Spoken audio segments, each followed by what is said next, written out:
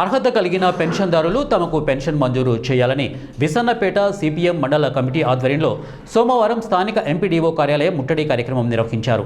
అర్హులైన వృద్ధాప్య, వితంతు, వికలాంగులు, ఒంటరి మహిళలు పెన్షన్ నమోదు చేసుకోవడానికి కూటమి ప్రభుత్వం ఏర్పడినటువంటి సచివాలయంలో నమోదు ప్రక్రియ జరగడం లేదన్నారు. ప్రభుత్వం ఏర్పడిన నుండి సచివాలయంలో వెబ్సైట్ ఓపెన్ అవ్వకపోవడం వలన పెన్షన్కు సంబంధించిన సచివాలయం చుట్టూ తిరగవలసి వస్తోందని సిపిఎం మండల కార్యదర్శి నాగరాజు అన్నారు.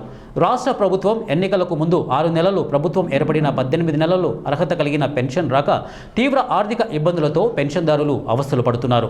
ఇక సూపర్ 6లో భాగంగా పెన్షన్ పెంచి అర్హత ఉండి పెన్షన్ రాక ప్రభుత్వం వెబ్సైట్లో లేదని అధికారులు చెప్పడం వలన పెన్షన్దారులు తీవ్ర మనోవేదనకు గురవుతున్నారని అన్నారు. అనంతరం వీసన్నపేట మండలం ఎంపీడీఓ చిన్న రాట్నాలుకి వినతిపత్రం ఇచ్చారు.